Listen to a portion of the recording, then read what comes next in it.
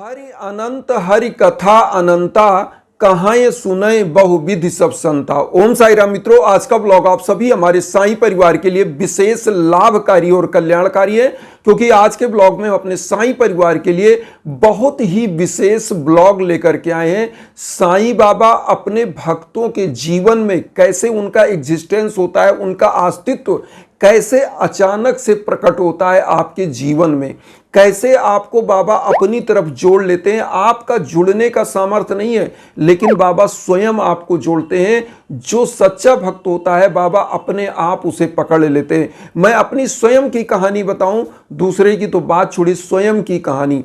ये मैं कई ऐसे प्रूफ के साथ आपको दिखाना। ये लगभग 89-90 की बात है, जब मेरे पास बाबा, मैं छोटा था तब मैं आपको कहानी बता रहा हूँ। सन 90 में आप समझ सकते हैं कि उस समय मैं रहा हूँगा लगभग 4th या 5th क्लास में, या जो है उस समय की कहानी है। बाबा मेरे जीवन में तब आए जब एक छोटे से मैं मेले में गया, जहाँ पे आप देख पा रहे होंगे 3D का ये जो है बाबा का, ये इसमें अगर आप देख पा रहे होंगे तो बाबा की एक मूर्ति बनी हुई है। इसमें बाबा का मतलब एक फोटो है 3D में और काले धागे में ये था। इसकी कीमत उस समय मुझे आज भी याद है, मैंने ऐसे अनजाने में ख़रीदा था। ये मैंने ख़रीदा था लगभग, मान के चलिए कि 1 रुपये या 50 पैसे या 2 रुपये का यह था। और ये लॉकेट मैं आपको बताऊं, ऐसे ही मेरे पास पहनते पहनते इसका धागा जो है वो सड़ के कट गया, टूट गया। और ये लॉकेट मैं बताऊं अभी बहुत ही टूट चुकी है। आप देखिए, ये जैसे जो चिपका हुआ होता है ये लोहा होता है, और इसमें ये चिपका हुआ था, ये निकल चुका। आज भी मैं आपको पर्स भी रखा हूँ, इसी पर्स में मैं इस लॉकेट को रखता हूँ बाबा के।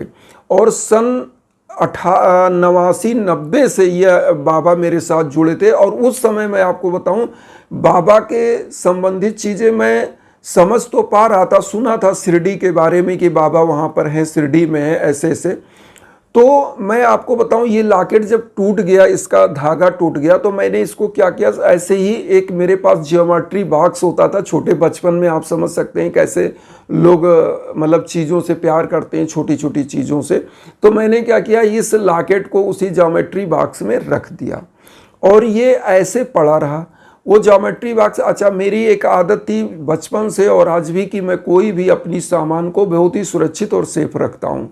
कभी भी आप खोजेंगे तो मेरे जीवन में जब मैं बचपन में जिन खिलौने से खेला हूँगा वो भी कहीं ना कहीं रखा ही होगा सेफ सुरक्षित। तो हुआ क्या कि मैं इसको ज्योमेट्री बॉक्स में ऐसे ही डाल के रख दिया। फिर धीरे धीरे मेरा क्लास बढ़ता गया, मैं आगे पढ़ता गया, और चूँकि भक्ति का जो हमारे घर में माहौल था वो बहुत ही अच्छा था।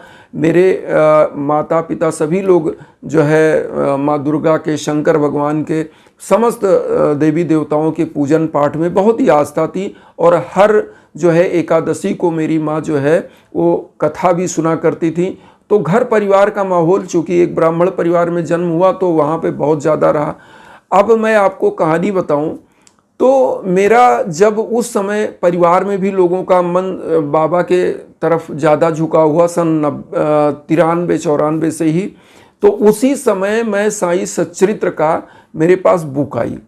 बुक में ये हुआ कि बाबा जिसको चाहते, बहुत सारी ऐसी कहानियाँ आप पढ़ेंगे कि कभी बाबा पोस्टर के रूप में उसके घर आ गए, कभी किसी जानवर का रूप लेकर के आ गए, कभी कभी फकीर का या भिखारी का रूप लेकर के बाबा आ गए।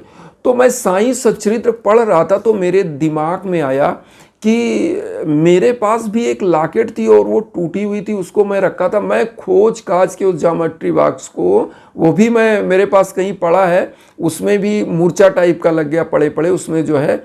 तो मैं आपको बताऊं कि मैंने खोजा, उसको खोला, उसमें सब चीज़ सुरक्षित ही रखा था। जैसे कि मैं इसको भी दिखाऊं तो इसमें भी पीछे आप देखेंगे कि मूर्छा टाइप का लग गया, जैसे लोहे में जंग लगता है ना, तो ये जंग टाइप का इसमें भी लग गया है। लेकिन ये जो 3D की लॉकेट है एकदम सुरक्षित थी। बस इसका ये जो ग्लू लगा रहता है जिसमें चिपकता है, एडिसिव होता है, वो अलग हो गया। मैं इसको भी लगा करके फिर सुरक्षित इसको पूरा रखा रहूँगा, लेकिन ये मेरे पास पॉकेट में ही रहता है।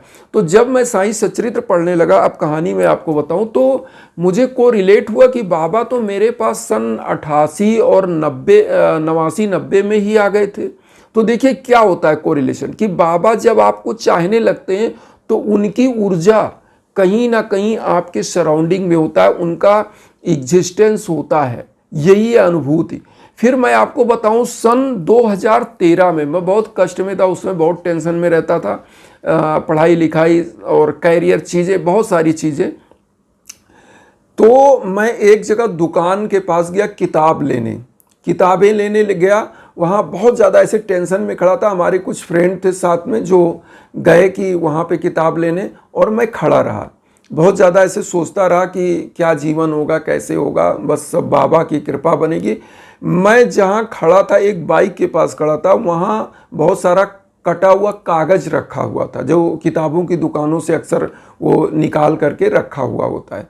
उसी पर ये बाबा की प्रतिमा, देखिए इसमें 2013 मेंशन भी है, बल्कि ये थोड़ा सा फटा भी है।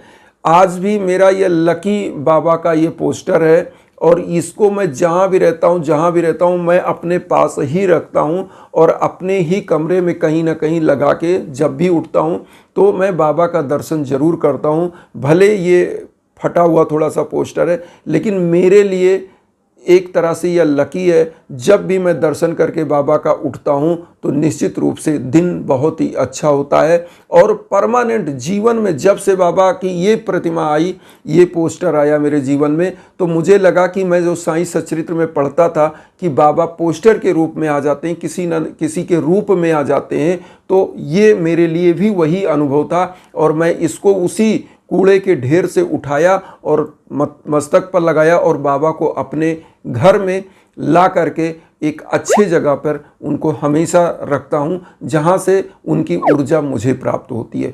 तो मैं यहाँ ये कहना चाहता हूं कि बाबा का एग्जिस्टेंस होता क्या है, आपके जीवन में उनके अस्तित्व आपके जीवन में बन जाते हैं। जैसा कि साईं सच्चरित्र में या बाबा के 11 वचन में बोला गया है कि मुझे सदा जीवित ही जानो, अनुभव करो सत्य पहचानो।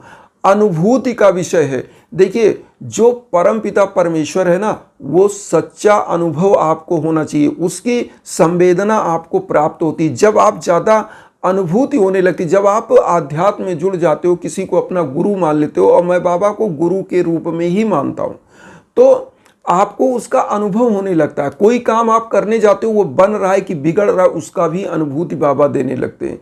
और एक चीज़ और बता दें, जब भी किसी भी गुरु, किसी भी आप परम सत्ता से जब जुड़ते हैं तो कहीं ना कहीं वह आपका कल्याण करने लगती है, और वो स्वयं आपको जोड़ लेती है। और मुझे बाबा ने स्वयं जोड़ा। मेरे सामर्थ्य नहीं था कि मैं बाबा से जुड़ पाता, लेकिन उन्होंने जोड़ा, और मेरा जीवन एक धूल की तरह था, लेकिन उन्होंने हीरा बनाया। तो इस ब्लॉग को से बताने का बस यही मकसद है कि जब परम सत्ता आपके साथ जुड़ती है तो उसकी अनुभूति को आपको समझना चाहिए। आप जितना ही संवेदनशील होते हो समाज के प्रति, गरीबों दीन दुखियों के प्रति, अपने परिवार के प्रति, अपने माता पिता के प्रति, अपने गुरु के प्रति, अपने ईश्वर के प्रति, तो निश्चित रूप से एक सकारात्मक ऊर्जा आपका साथ देने लगती है। और वो सकारात्मक ऊर्जा तब आती है जब निश्चित रूप से आप अभ्यास में होते हो। अभ्यास कैसा? पूजा का अभ्यास, सकारात्मक ऊर्जा का अभ्यास। कैसे आप पूजा पाठ को या किसी गुरु को मान करके, क्योंकि लिखा है कलयुग का है नाम आधारा, सुमिर सुमिर नर उतरे पारा। कलयुग में नाम ही सबसे बड़ा आपको इस भवसागर से पार करने का माध्यम है। तो कहने का मतलब है कि आप डेली प्रभु के सम्मुख एक ज्योत जलाइए, उनका छोटा सा कोई मंत्र हो या वो भी ना याद हो तो साईं बाबा ही कहते रहिए, तो भी वह सत्ता आपके साथ जुड़ जाती है। तो ये कहने का मतलब है, जब बाबा मेरे जीवन में जिस रूप में आए अचानक से, अब यहाँ पर आता है कि बाबा किस रूप में लोगों के जीवन में जाते हैं। आपको बहुत सारी कहानियाँ ऐसी मिलेंगी, लोग सुनाएंगे। मैं कहानी नहीं सुनाता, रियल में जो मेरे जीवन में घटा है, जो चीज़ें मेरे साथ हुई हैं, मैं वो सुनाता हूँ। और मैं एक चीज़ बता दूँ कि जर्रे से हीरा बनाने की औकात अगर किसी में है तो मेरे साईं में है। और वो अपने भक्तों को ऐसा तराश देते हैं कि आप जीवन में हमेशा चमक आपका बिखेरता रहता है, और हमेशा वह चमक, वह आभा मंडल आपकी बनी रहती है। इसीलिए कहते हैं कि सदैव परमात्मा के चिंतन में सकारात्मक सोच के साथ आप रहिए और अपने घर में सकारात्मक ऊर्जा के लिए किसी न किसी प्रभु देव को आप पकड़ के रखिए, क्योंकि सबका मालिक एक, जो बाबा ने कहा है ना, सबका मालिक एक। तो एक साधे सब सधे, सब साधे सब जाए। एक चीज आप साध लेंगे सब कुछ मिल जाएगा, और सब कुछ साधने के चक्कर में कुछ नहीं मिलता। इसलिए बाबा के उस रूप को समझो, उस आकार को समझो, उस अनुभव को समझो। और बाबा किस रूप में आ जाते हैं? साईं सचरित्र आप सभी लोगों ने पढ़ा होगा। बाबा पोस्टर के रूप में, कभी भिखारी के रूप में, कभी भिक्षुक के रूप में, किसी भी रूप में वो आ सकते हैं। तो उस अनुभव को जब आप समझते हैं तो आपके अंदर एक आस्था बनती है, आपके अंदर एक दया आती है। मैं आपको बताऊं, एक छोटी सी कहानी, मैं एक दिन ऐसे मेरे सामने सोशल मीडिया पे आया कि जो एयरसेल के मालिक हैं, कृष्णन जी का, शायद मैं उनका नाम ले रहा हूं लेकिन मैं क्षमा चाहता हूं, उनके एक ही पुत्र, इतने मतलब 40,000 करोड़ की उनकी संपत्ति, और वो क्या बन गए? भिक्षुक बन गए। तो देखिए, माया को छोड़ पाना सबके बस की बात नहीं होती। जब परम पिता परमेश्वर का हाथ होता है तभी व्यक्ति माया से विरक्त होता है और परम पिता परमेश्वर में उसका लव लग जाता है। तो माया के पीछे जब आप भागते हो तो वो आपसे दूर भागती है, लेकिन जब आप माया से दूर भागते हो तो आपके पीछे आपकी चेरी बन जाती है। तो देखिए, सबसे बड़ी चीज है कि आस्था के साथ प्रभु के श्री चरणों में आप लगन लगाइए। अपने कर्म को 99% आप दीजिए, और 1% जो बचता है वो परमपिता परमेश्वर उसको 100 बना देता है। यही चीज होती है। तो कहने का मतलब है कि कोई भी व्यक्ति इस दुनिया में अगर वह देखा जाए तो परम सत्ता से ही संचालित है, चाहे वह आस्तिक हो चाहे नास्तिक हो।